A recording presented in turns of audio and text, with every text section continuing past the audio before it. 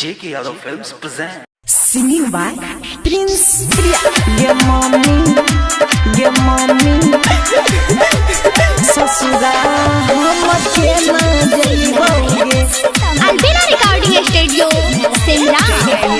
गे मम्मी तोरा छोड़ के ससुरा हम के ना जइबोगे। गे मम्मी तोरा छोड़ के ससुरा हम के ना जइबोगे। हम के ना जइबोगे मम्मी हम ना जइबोगे।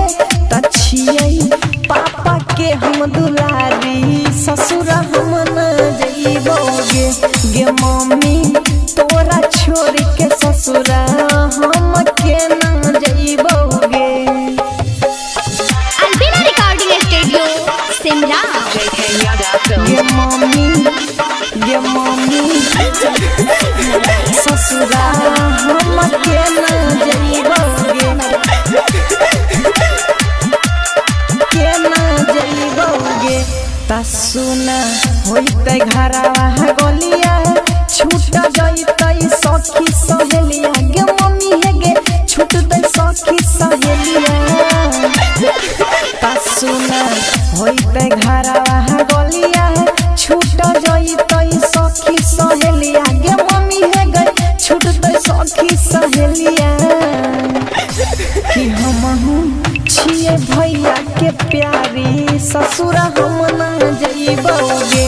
गे मम्मी तोरा छोड़ के ससुरा हम के ना जइबोगे। Singing by Prince Priya. गे मम्मी ससुरा हम के ना जइबोगे। के ना जइबोगे।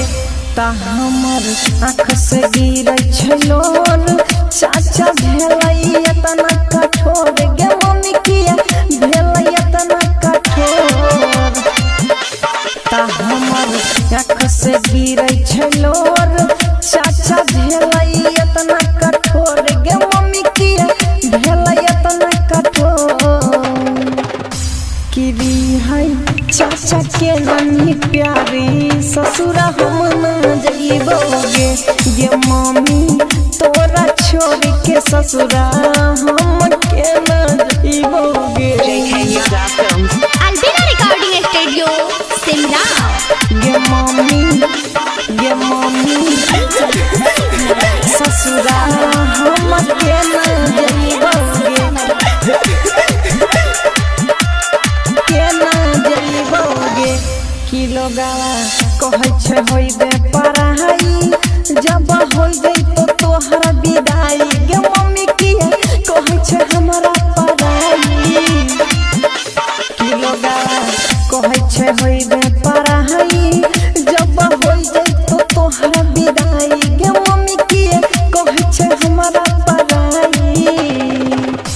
कि छियै प्रिंस भैया के प्यारी ससुरा हम ना जइबोगे। गे मम्मी तोरा छोड़ के ससुरा हम के ना जइबोगे। गे मम्मी J.K. Yadav Films